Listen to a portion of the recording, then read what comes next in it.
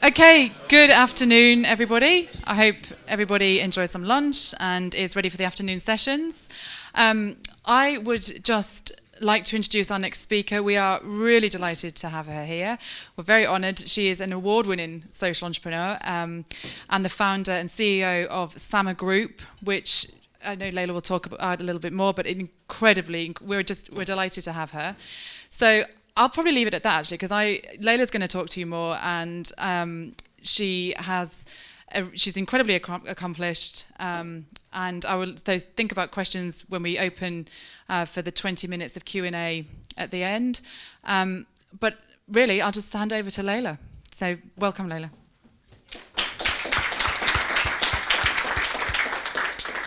So I just have to point out, because there are a lot of nonprofits in the tech space, they're just unintentional nonprofits. We're actually an intentional nonprofit organization, and Sama means equal in Sanskrit. So we were founded on the premise that people everywhere deserve a level playing field. And despite the fact that we're a nonprofit, I'm going to tell you today that my dream is a future in which charity, as we know it, is dead, completely dead. And I think that part of the problem with charity is that it tends to make us view people as helpless victims. And I think in the future, we'll look back on charity the same way that we look back on colonialism today, as a very paternalistic system that doesn't fully recognize the full spectrum of humanity. Traditional charity is still fairly focused on how it makes donors feel, as opposed to outcomes for people that need help. Now, don't get me wrong, I'm not saying that there aren't problems that need solving. There are over 1 billion people living on less than $2 a day. That number is adjusted for purchasing power, so that's what $2 would buy you in the average American town in 2005 for a day. About 300,000 women die each year in childbirth, and the World Health Organization estimates that 99% of those deaths are preventable and occur in developing countries. Nearly 1 billion people live without access to clean water, and more than 2 billion people live without access to basic sanitation, like toilets. And these are tragic circumstances, but it's really important to separate the circumstances from the people who are living in them. The people who are living in these circumstances are not themselves tragic, and they're certainly not deserving of pity. Now, we have a poster woman for traditional charity. And I'm only brave enough to say this at Oxford because Christopher Hitchens said it before me, and he's one of your most famous alumni. Mother Teresa took a vow of poverty, and she required the nuns in her order to possess little more than a spoon and a bowl and one set of clothing. And though she's heralded as a champion of compassion and as an advocate of the poor, and though I believe her motivations were absolutely right and beautiful, I think her approach and her outcomes were dead wrong. Several critics have pointed out that Mother Teresa refused to track outcome data for her hospice centers. She actually thought that the whole point of serving the poor was enough, that just the act of service was something beautiful, and that poverty itself was something beautiful, which is why she wanted her nuns to live in poverty. And as a result, many people argue that these methods exacerbated conditions of poverty rather than fixing them at their root and addressing the deep socio-political injustices that led to so many people being poor. And this issue is really near and dear to my heart because my mother grew up in Calcutta and actually worked for the Sisters of Charity when she lived there as a teenager, and felt very strongly that that approach denied a lot of the humanity of everyday people in Bengal. She even said, "I think it's beautiful for the poor to accept their lot, and the world is being helped by the suffering of poor people." So this approach typifies the traditional charity model that we're used to seeing. And it also illustrates that point I was making earlier, that so often we give because of the way it makes us feel. And we give to programs where we don't necessarily know if the outcomes that we want to see longer term are being achieved. And this is what happens when we reduce people to the single dimension of poverty, and when we don't see their humanity, when we don't see them as equals. So at this point, many people throw up their hands and they say, well, if even a saint can't fix poverty, then what hope does the tech community have? So I actually think that we are in the best position in history to put poverty behind us. And I think we're able to do that now through the mechanism of the market in ways we couldn't before. A recent book by the polling company Gallup's chairman reports that in over 200 countries where they surveyed people, they found that more than money, love, peace, an end to terrorism, and even sex, what most people want around the world is a good job. And that's defined as a job that pays a steady wage and that doesn't subject people to inhumane conditions. Pretty astounding. And so we believe that work is at the core of human dignity at Sama Group, and it's how we define ourselves, it's how we make a contribution in the world, and that work is really the best way to end this condition of poverty, which seems really obvious, but is not always obvious to those of us in the nonprofit, NGO, and relief sector. We think that a living wage is the best way to transform people's lives, and it gives people access to cash in their own hands, and then that cash can be driven towards local markets that can address these problems from the ground up. We find that one of the best ways to create living wages at the bottom of the pyramid is through technology. And we now have tools that we didn't have before when the relief and traditional aid models got started. And in the US, that model really got started after World War II during the Marshall Plan. It was our first major experiment with international aid when we sent money to Europe. And at that time, we didn't have access to the tools that we now have to enfranchise people living in poverty. So the challenge with the traditional mechanism of job creation, let's take the assembly line, which created millions of jobs in the last century. Well, to create an assembly line and a big manufacturing process, you need infrastructure, right? You need good roads, you need waterways, you need reliable power. And most of this kind of infrastructure just doesn't exist in the kinds of places where poor people live, in slums or in villages far from major cities. And that kind of investment is something that you don't need in the technology age to create jobs. You can create jobs based on one major resource, which is brain power. In 2008, I started an organization called SamaSource. We just rebranded last year as Sama because we now do more than just this model, which I'll tell you about. And the mission that we had was to use the internet to connect very low-income people, the kinds of people that would traditionally get aid, to jobs through the internet. And this was during the rise of the outsourcing industry. Many of you might have read Tom Friedman's book, The World is Flat, which argued that the internet was going to make the world a much flatter and more equal place by distributing opportunity to poor communities. And yet at that time, that wasn't exactly happening with the outsourcing industry. Business process outsourcing, so fields like data entry and image tagging and other types of work that could be done by third parties outside of a corporate headquarters, this industry was typically employing people who were middle income, people who'd graduated from college and who lived close to infrastructure in major capital cities. And we decided, well, what if we could take this model, which has created billions of dollars for a few entrepreneurs, and flip it on its head? What if we could use it to create a few dollars for the billions of people who live in poverty? And we decided to call this model impact sourcing, and came up with something that we call microwork. And microwork is the idea that all of these big business process outsourcing projects can be divided into smaller units of work. Some of you might have heard of Amazon's Mechanical Turk platform, which has done this successfully for the last decade or so for computer scientists. And along with this trend of being able to make big projects into smaller tasks, we also saw that there was a growing need among computer scientists and people involved in this emerging data sector to categorize data in entirely new ways. And we saw that this model could be used to employ people who didn't have the kinds of skills that would be required in the traditional outsourcing industry. You don't need to know how to do project management to be able to tag an image. So this model has now resulted in some substantial impact for low-income people in East Africa, South Asia, and Haiti. And you can think of it as outsourcing 2.0, as teaching a man to fish, but more importantly, making sure that he's not living in a desert. Right? So we piloted a model, and this breaks down kind of how we do things. We piloted a model abroad and in the US, and now have seen that about 27,000 people have moved above the poverty line since we started. That's about 6,500 workers and their income dependents, typically about 3 people per worker. And we also piloted a model in the US which we called Sama School, which is really applicable to many developed economies where there are plenty of jobs, but they're really hard to access for low-income people. With Sama School, we train low-income people to do jobs through freelancer sites like Care.com, TaskRabbit, Thumbtack, and to a lesser extent, sites that require you to have an asset like Uber or Lyft, which are a really big opportunity for people who can't access, for whatever reason, traditional jobs. And so what does this actually look like for people living in poverty? How has a life changed through a model like impact sourcing?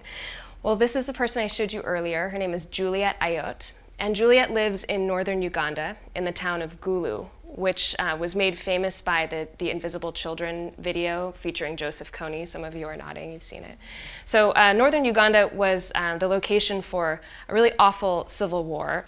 And Juliet managed to escape becoming a child soldier or recruited into a rebel army herself, but many of her friends perished that way. And she became an AIDS orphan when she was just 10 years old. Juliet's story is typical in this environment. There are now a number of young people who've emerged from the war. She managed to get a scholarship and through a couple of different programs, managed to make it all the way to college. And then, like so many young people who finish high school in Uganda, a country where there are no student loans available if you want to go to college, she ended up getting stuck after high school, doing very low-wage jobs. Juliet was working in subsistence farming before she joined our program. She stumbled into our program after applying to Gulu University and getting in and being unable to pay for it. We recruited her to do image tagging for Getty Images, believe it or not. She's sitting in northern Uganda right now tagging pictures of Rihanna and Andy Murray and various other celebrities, which is quite surreal to see. And she's doing that from within this shipping container. We set up an internet center there with 5 shipping containers that has solar panels on the roof and high-speed internet access, in part because we lobbied the government based on this model to provide it. And Juliet's income has shifted really dramatically. So we believe in tracking outcomes, and we find that most of our workers on average make about $800 a year before they join Sama. And that income goes to $3,300 after they leave us, between 6 and 9 months after joining. Interestingly, and this is something we didn't anticipate, they stay that way after 3 years. So what tends to happen is they join the formal sector, or in the case of people like Juliet who live in a more remote area where there aren't a lot of formal sector jobs, they will find their own work on sites like Odesk or Elance, just recently renamed Upwork, but on all of these new freelancer marketplaces for digital work, doing things like data entry or editing or copywriting for foreign clients. It's really a remarkable difference. And more important than the money, because the money is really just a proxy for well-being, people like Juliet are able to pay school fees for younger children in the family. We find that our workers typically invest substantially in health and education at the family level. So this income really makes a significant difference. We're not the only ones who've thought through a model like impact sourcing. In the UK, you're probably more familiar than we are in the US with a model called fair trade, right? You might buy fair trade coffee. I think all the espresso now that Starbucks sells is fair trade. And fair trade started in the 50s as a movement partly to bring prosperity to low-income people by hiring them in the supply chain. So fair trade coffee is an early example of this model of impact sourcing. Another model is Made in Detroit, which is a coalition of artisans based in a very low-income city in the US that have branded themselves as Made in Detroit to try to bring more awareness to their community. So artisanal groups can benefit from impact sourcing. And lastly, one of my favorite examples is a company called Mayette, which sells beautiful fashion, beautiful apparel and accessories and footwear at companies or at retail locations like Barney's and Net-a-Porter. So not exactly the kind of venue where you would normally find fair trade goods. And they're trying to elevate the concept of impact sourcing by showing the world that artisans in places like Kenya and India, who've typically made very little money by producing for global retailers, can actually make beautiful goods that are worth quite a lot to the end consumer. So Mayette sells luxury goods under an impact sourcing model. I think ultimately this is the direction of the future. This is the way we're going to end poverty in our lifetimes. And we still have a long way to go. The digital work impact sourcing industry employs about 100,000 people globally. The Rockefeller Foundation just invested $100 million into this space to create jobs for 1 million people in sub-Saharan Africa through digital work. So there's a huge need for more companies and more business models like ours. I hope you'll consider starting one. And McKinsey did a report on impact sourcing in the tech sector and found that it has the potential to employ about 3 million people if the model really scales. So we could make big impact here just within the outsourcing industry alone.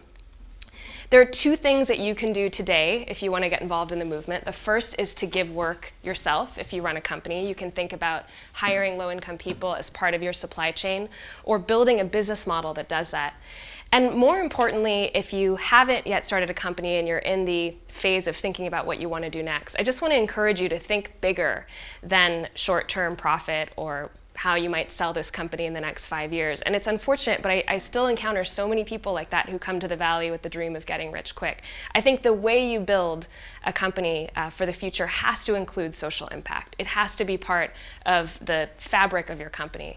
And I think when you do that, you invariably end up with much better outcomes, even in the short term. So I will leave off there and then open it up for questions if you have any.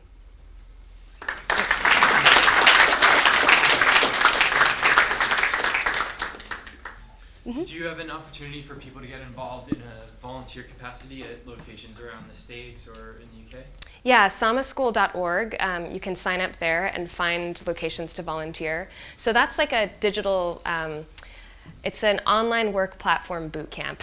We need to come up with better branding, but it essentially teaches people who traditionally would get job training from federally funded job training centers around the US, and hopefully soon in Europe. We're talking to some partners here. We teach them how to make money in the new economy. So a lot of our job training programs, and I suspect this is very true in Europe and in the UK, a lot of our job training programs are focused on jobs of the past. We're teaching people how to do 9-to-5 hospitality or retail jobs, and we're not teaching people how to be resilient in the new economy. So our boot camp, which does have some guest teachers, shows people everything from how to set up a LinkedIn profile and use the right keywords to how to set up a profile that will earn you supplemental income on one of the new freelancer marketplaces. And on average, our students, after about a 10-week boot camp that lasts 80 hours or so, it's on nights and weekends, increase their income by $1,500 in the first 3 months. Which might not sound like much, but in the US, 1 in 6 Americans lives under the federal poverty line, which is $11,000 a year for an adult. So it's a 10% income increase pretty quickly. Mm-hmm. So I volunteered and I spent some time in Tanzania for 3 months, and one of the issues we saw over there was for every 1 million graduates that are coming out of universities every year, only about 100,000 jobs exist. So these are highly trained people, highly skilled people, but there is no real opportunity to gain skilled jobs. So do you think your program can be almost upskilled to those levels as well? You know, people coming out of postgrads even with computer science degrees, but they can't get good jobs. Absolutely. I mean, we started off in East Africa back in 2008, and I remember doing a seminar on Odesk and Elance, which at the time, I think Odesk's biggest opportunity for workers was computer science-related coding jobs, or even really basic coding jobs. And after I gave this day-long seminar, a woman at Odesk emailed me the following day and said, have you been doing anything about Odesk in Africa? Because you're the only person we know who's working on this mission, and we just got 350 signups from Nairobi. So we can't really explain this. And I said, well, that's really funny because we did just host a seminar. And interestingly, Nairobi grew really robustly as a major source for workers on Odesk over the next couple of years. Not so much in coding, but more in higher end copywriting. We had one of our former workers get hired by a Korean test prep company to help people with their college essays online. Who would have thought that a guy from a slum in Nairobi would be correcting the papers of rich kids in Korea at some point? So I think it exposes this really interesting long tail of jobs. And if people are tenacious enough, and we found that people in low-income environments typically are, I think this is the way to get around that core problem with the modern economy, which is that capital can move freely across borders, but people cannot.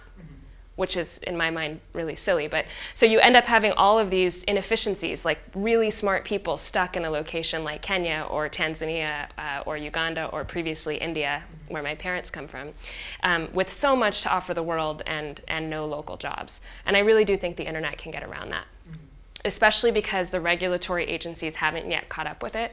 So like the Kenyan authorities haven't figured out how to effectively police this and tax it, which is a great thing. It means that we can get a lot more done more quickly. Yeah. Oh, sure. So I have a question about the sustainability of the model. If you think about the work Juliet does, it's kind of a tedious and repetitive task, and now machine learning and artificial intelligence is trying to like do that and automatize that. How do you make sure that these people learn valuable skills that can't be replaced by a computer, and that they will in the future be able to keep working and learning? Yes, thank you so much for that question. I was hoping somebody would ask that. I try not to get into I am assuming you're a French engineer. No? Yeah. Okay.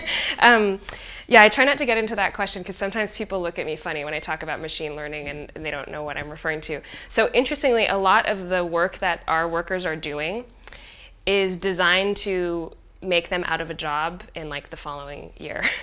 So we work, for example, with an auto company that had our workers tag pictures that were taken from cameras that are in the bumpers of cars.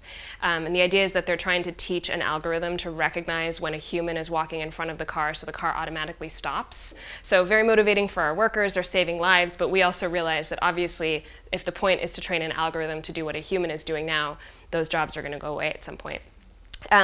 There's a really interesting book called The Second Machine Age by these two labor economists at MIT who are extremely pessimistic about what technology is doing to the job market. And though some people call them pessimistic, I just think they're realists, and I think it's absolutely happening. And as someone who's deeply embedded in this sector, I think most of what we're training these people to do will be completely useless to them in terms of that specific skill in 5 years. And we've seen that with optical character recognition, for example. It used to be that you could hire people to do data entry and have them convert PDF images of text into text files, and now a machine can do that, almost perfectly, right? So what do we do about that? Well, firstly, I think just exposing people to the internet economy is itself incredibly important, because once you show people the tools to be an autodidact, once you show people the tools to learn something on your own, they tend to keep on learning. And what we really teach at Sama in all of our programs is this idea that in the future, your job will be about the set of skills that you have at that moment, and you will constantly need to adjust those skills and upskill as the economy changes. And that the internet gives you a lot of different paths to do that. So we introduce them to sites like Khan Academy, which is a K-12 free education platform. We introduce them to all of the online course sites like Coursera and Code Academy, and there's tons of them now. And we show them that there's a way to get an education entirely online and a lot of it for free and prepare yourself for a job much more effectively than through a traditional university or school diploma. And the problem in a lot of low-income countries is people take out loans to go and get degrees which are then irrelevant in the job market. So I think the core skill we're teaching is resilience. And using the internet to identify new types of jobs and to prepare yourself for them.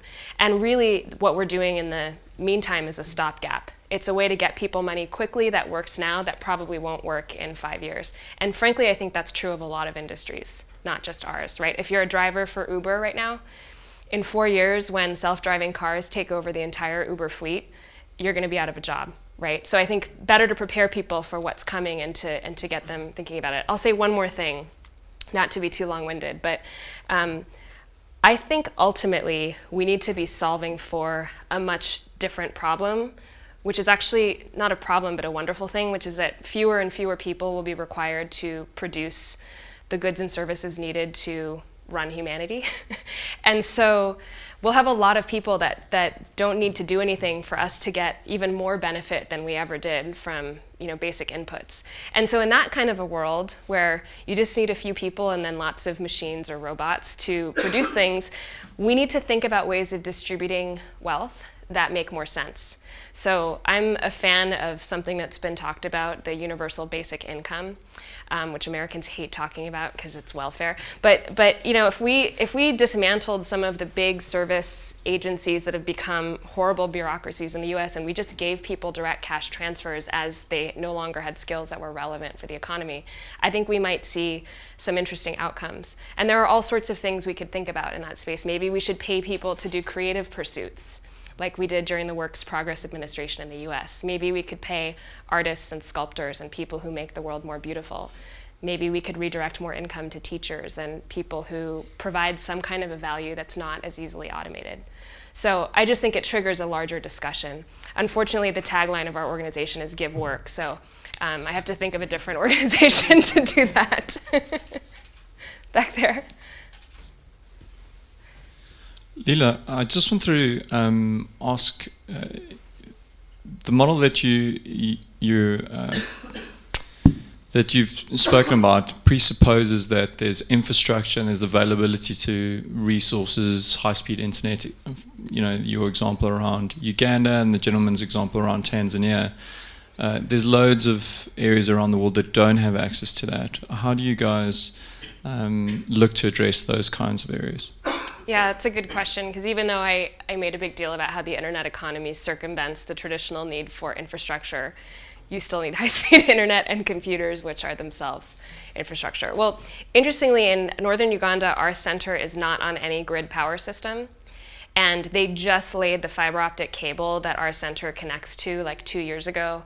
And if you go to Uganda now, you can still see women with hose by the side of the road digging ditches for the red fiber optic cable to be like rolled out, literally. So that infrastructure is only just arriving. And I still think it's much lighter than the heavy infrastructure required to, say, make a destination into a huge manufacturing zone, like you don't need a port, for example. So provided you have enough willpower, and now there's quite a lot of international funding for things like high-speed internet, I still think it's an interesting alternative. But of course you need people who are literate, right, and who have skills that lots of other poor people don't. So what do we do with all those other poor people? Well, two things. One is we can do impact sourcing for lower skilled workers. In fact, I mentioned Mayet, which employs artisans, a very small number of artisans, but fair trade as a whole is employing loads of people now. I don't know the latest number, but certainly above hundreds of thousands of people around the world. And so I think we can think about models where we source things from other countries and pay people fairly for those things. And we can think about including them in supply chains on fairer terms. We're actually launching a new business unit within Sama called Lakshmi, which is a high-end luxury skincare line that is entirely sourced from low-income women's cooperatives across sub-Saharan Africa, but it's marketed to like the creme de la mer customer. You guys won't know what I'm talking about, but a very high-end skin cream. And I think those opportunities to basically connect people who are living in rural areas who don't have a lot of skill, in our case it's women who are wild harvesting a certain type of shea butter, directly into global markets, and then make sure that they benefit from the sales of those items. I think that's the future. And I think if every entrepreneur thought about how to include things like that in the supply chain, or source their t-shirts from a fair trade company, or just a company that makes a difference in the lives of the poor that way, I think we could address some of these issues. The second solution for people who have no productive capacity is direct cash transfers.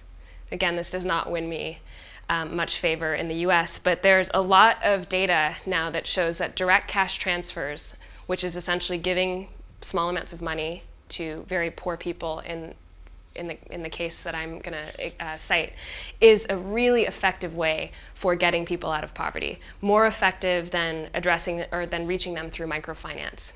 So there's an organization called Give Directly. Highly recommend you check out their website. You can even give on a monthly basis.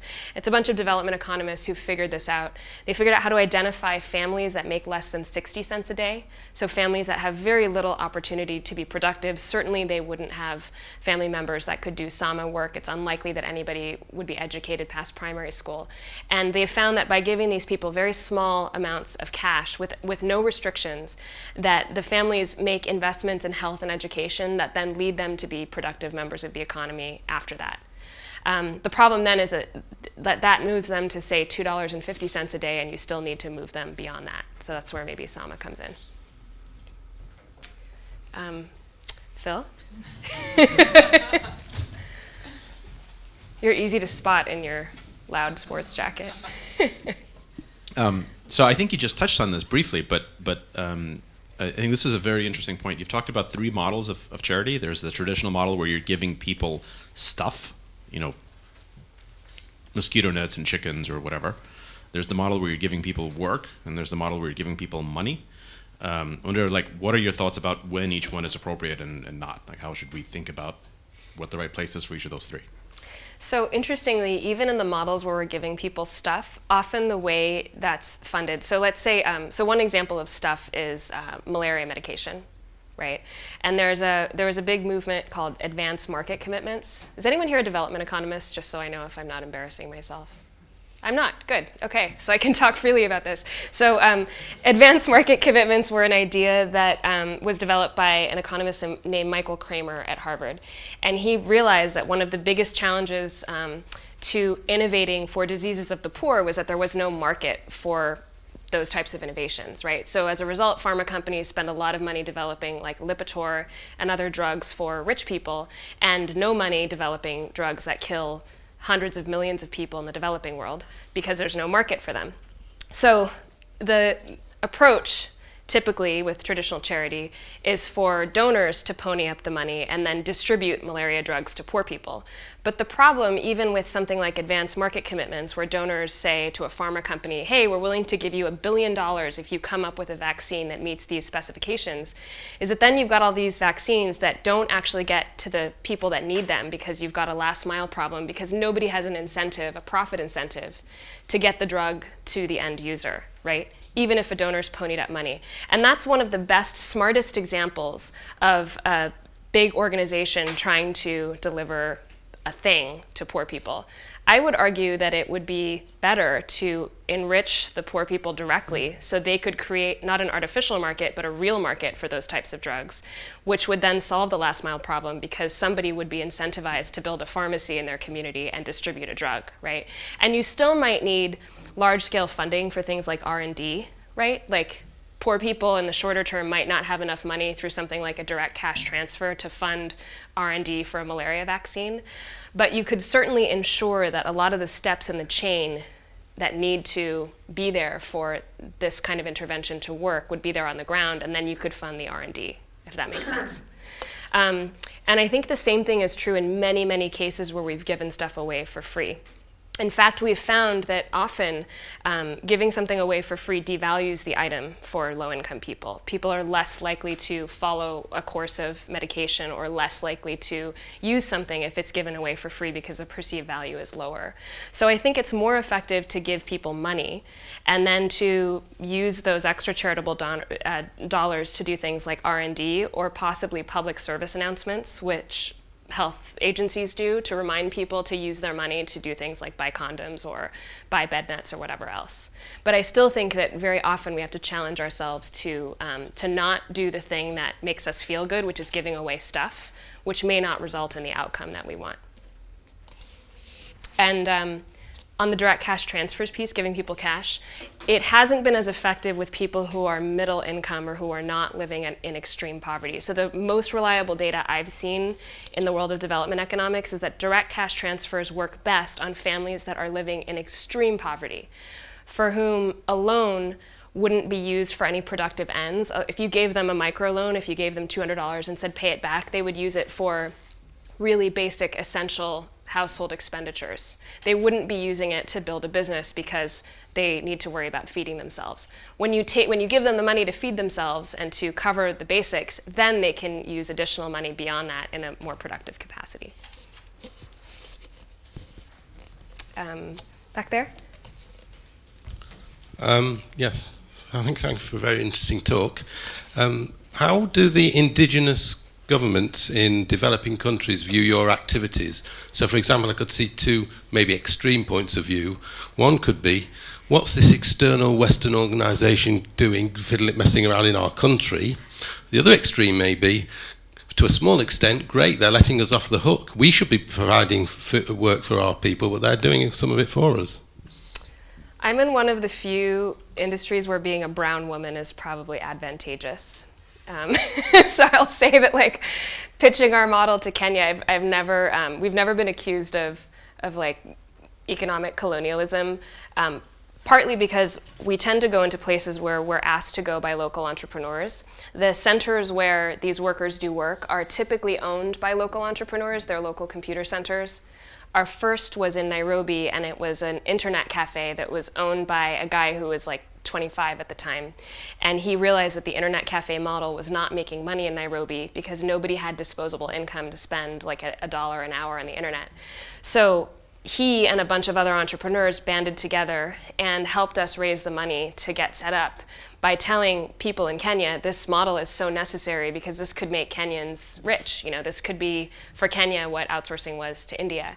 So because we've had quite a lot of local support, we've typically been welcomed with open arms by the government. That's not to say that they've actually done anything productive for us, but they certainly haven't tried to stop us. And we had the Minister of ICT in Kenya come to one of our opening ceremonies.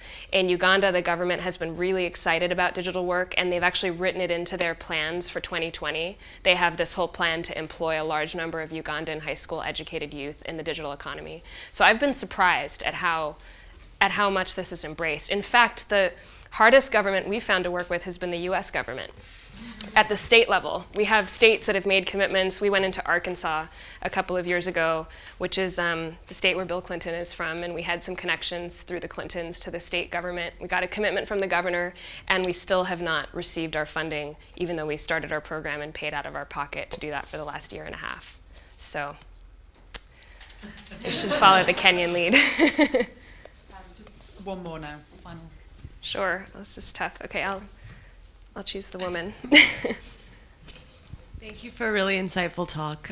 My question is around partnerships, because you seem to be in such a unique position to scale and to be in demand by both, employers, governments, but also international organizations. And I previously worked at the ILO, the International Labor Organization, which has a program with IFC called the Better Work Program.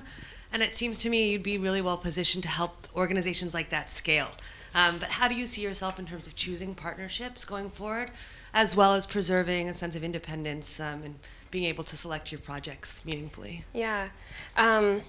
So we've really benefited from being in Silicon Valley, partly because of the philosophy that we've derived from Silicon Valley culture. And one of the elements of that philosophy is focus, which has been extremely hard to do because we're pulled in so many different directions by funders, which is the topic of a whole other talk on nonprofit funding. And so we've been asked to partner with the UN, with the World Food Program, with like all of these big institutions. And one of the things I learned early on is that the cost of exploratory conversations to those institutions is much, much lower than the cost of those same conversations to us. So we typically do not engage with any big partners unless there's like a real deal on the table where we can see an outcome that's like part of our strategic plan. And so actually right now, UNAIDS came back to us. They kept coming to us, and we were like, we can't do anything with you. And finally they said, okay, we have 20,000 HIV positive women in Liberia. They all have access to computers, and we're going to pay you to train them using your Sama School model.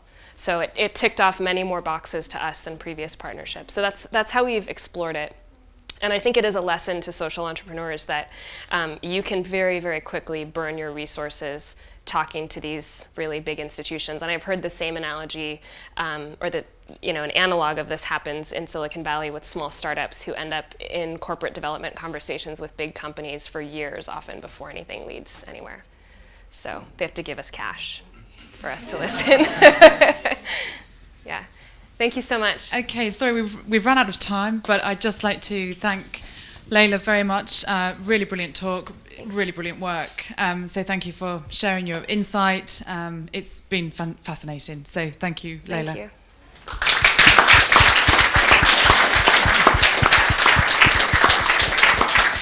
And we now have a refreshment break before the final talks of the day.